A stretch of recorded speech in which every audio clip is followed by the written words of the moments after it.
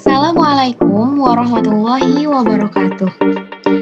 Halo everyone, perkenalkan, nama saya Putri Radina.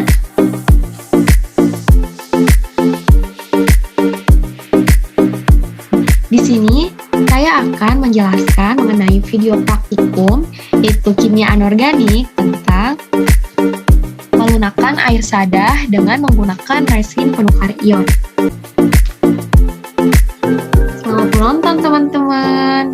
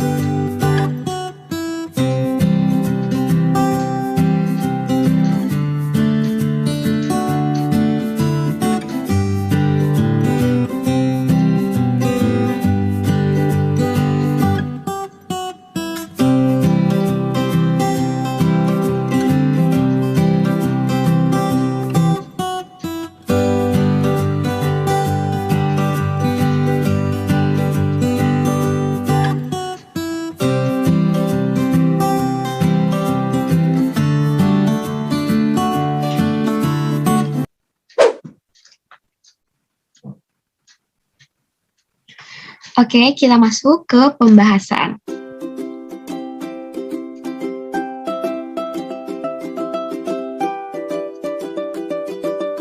Oke, sebelumnya, pernahkah kalian mandi dengan menggunakan sabun? Atau mencuci pakaian dengan deterjen? Nah, kemudian ketika kalian mencuci dengan menggunakan sabun dan deterjen, ternyata jumlah buih yang dihasilkan tidak sebanyak yang diharapkan. Mengapa demikian? Nah, pertanyaannya, apakah sabun atau deterjen yang kita gunakan tidak berkualitas baik? Jangan salahkan sabunnya dulu ya, bisa jadi air yang kita gunakan adalah air sadah. Teman-teman tahu nggak sih air sadah itu apa? Istilah kesadahan digunakan pada air yang mengandung ion logam kalsium, magnesium, dan logam lain dalam senyawa garam dalam bentuk garam karbonat, garam sulfat, dan garam kloridanya. Sedangkan air sadah adalah air yang mengandung beberapa jenis mineral yang tinggi, seperti logam Ca, Mg, Sr, Fe, dan Mn dengan konsentrasi tinggi sehingga menyebabkan air menjadi keruh. Lalu air lunak adalah air yang mempunyai kadar mineral rendah. Ciri-ciri air sadah. Jadi, air sadah ini mempunyai ciri-ciri yang mudah dikenali. Nah, di antaranya air sabun sukar berbusa. Jadi bisa ditemukan pada air sabun yang sukar berbusa. Berarti itu bisa jadi menunjukkan adanya air sadah. Lalu ketika mengendapkan sabun, akan mudah diamati jika pakaian putih setelah dicuci yang makin lama menjadi kusam karena menggumpalkan sabun.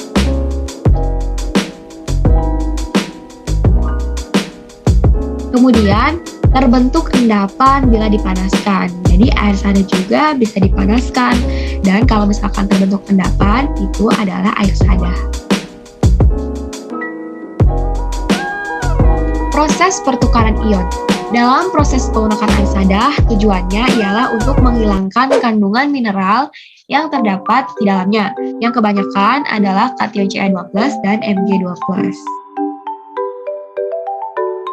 Jenis-jenis air sadah. Kesadahan pada air dibedakan menjadi dua. Yang pertama itu air sadah sementara dan juga air sadah tetap. Air sadah sementara yaitu air yang mengandung garam kalsium hidrogen karbonat atau magnesium hidrogen karbonat. Sedangkan air sadah tetap yaitu air sadah yang banyak mengandung garam kalsium klorida, magnesium klorida, kalsium sulfat, dan kalsium nitrat, serta magnesium nitrat.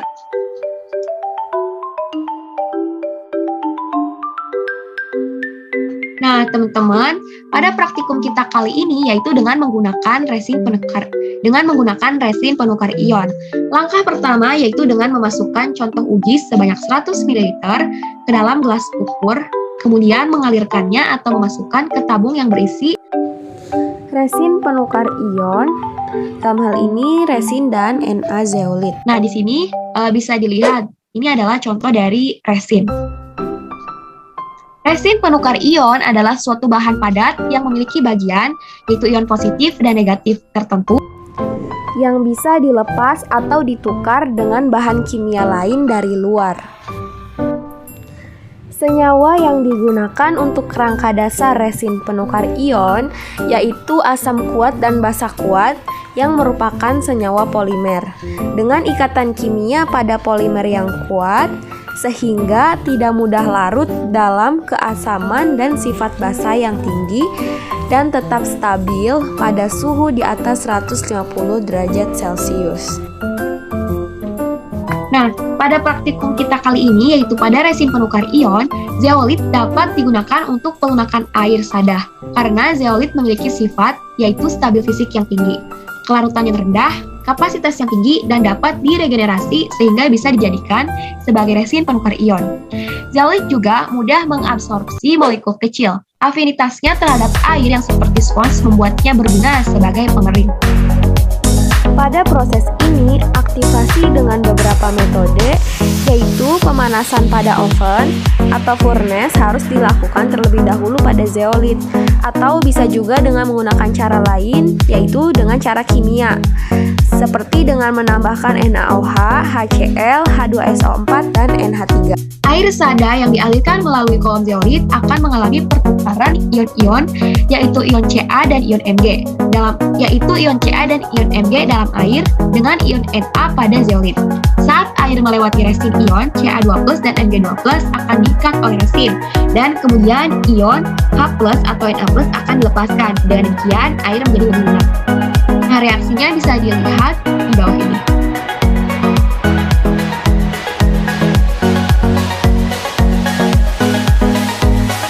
Oke, di sini kita bisa melihat ilustrasi mengenai proses pertukaran ion.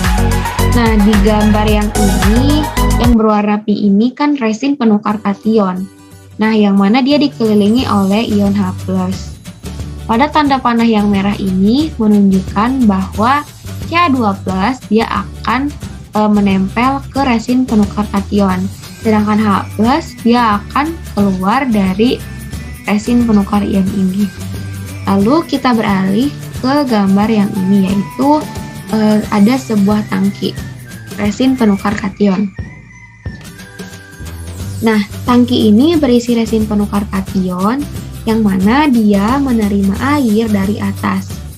Kemudian mengalirkan air hasil olahan tersebut dari bawah. Nah, gas yang masuk ke tangki ini banyak mengandung Ca2+. Dan air hasil olahan yang keluar dari tangki ini banyak mengandung ion H+. Bisa dilihat ya, di sini dia mengeluarkan ion H+. Kemudian di dalam tangki resin ini telah mengikat Ca2. Nah, kemudian di dalam tangki resin ini dia telah mengikat Ca2+ dan melepaskan ion H+. Nah, jadi setelah beberapa waktu, resin ini tuh akan penuh dengan ikatan Ca, sehingga dia sudah tidak mampu lagi mengikat Ca. Setelah itu resin menjadi jenuh. Akhirnya harus dilakukan pembersihan dengan cara regenerasi.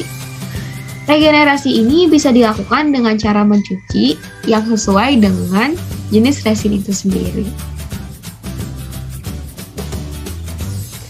Pertukaran ion bersifat stoikiometri, yaitu suatu H+ diganti oleh suatu Na+. Pertukaran ion adalah suatu proses keseimbangan dan jarang berlangsung lengkap. Stoikiometrinya berlangsung lengkap. Stoikiometri bersifat eksak dalam satu muatan positif meninggalkan resin untuk setiap satu muatan yang masuk. Ion dapat ditukar, yakni ion yang tidak terikat pada matriks polimer. Pertukaran ion tersebut berlangsung terus-menerus sampai pada saat kolom zeolit menjadi jenuh, seperti yang tadi saya jelaskan, yang artinya tidak mampu lagi melakukan pertukaran-pertukaran ion. Agar zeolit dapat aktif kembali, maka dilakukan regenerasi dengan direndam menggunakan larutan garam, sehingga terjadi pertukaran ion-ion natrium menggantikan ion Mg dan Ca. Kemudian di sini untuk reaksi yang terjadi yaitu CaZe tambah 2NaCl menghasilkan Na2Ze ditambah CaCl2, dan juga MgZe ditambah 2NaCl menghasilkan Na2Ze ditambah MgCl2.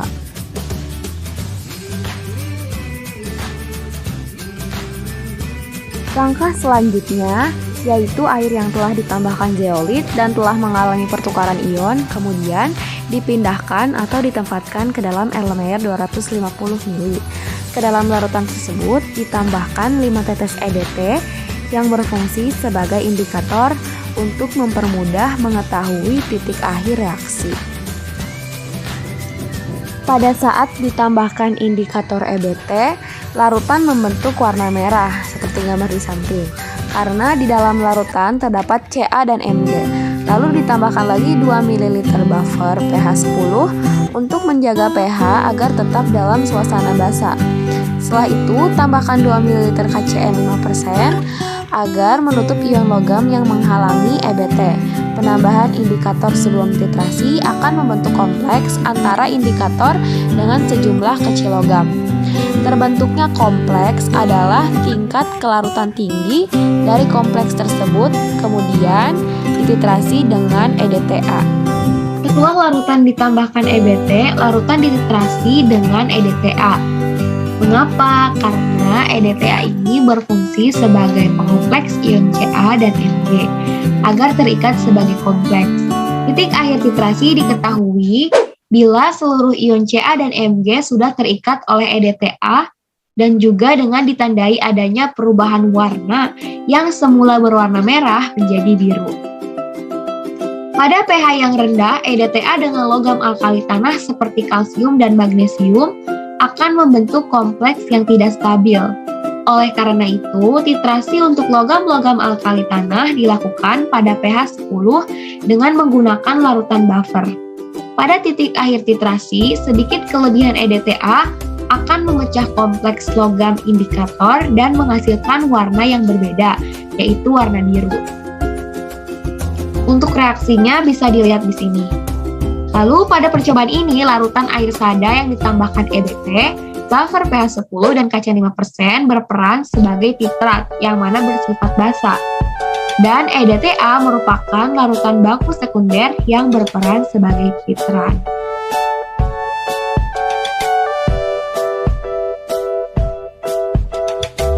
Nah, di sini ada kelebihan dan kekurangan dari resin.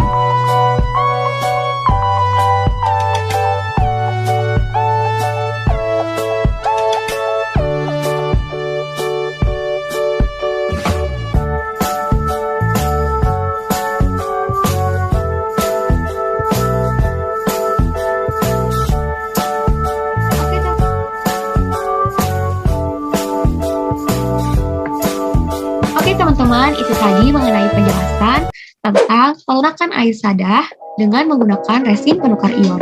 Terima kasih telah menonton, sampai jumpa, dan wassalamualaikum warahmatullahi wabarakatuh.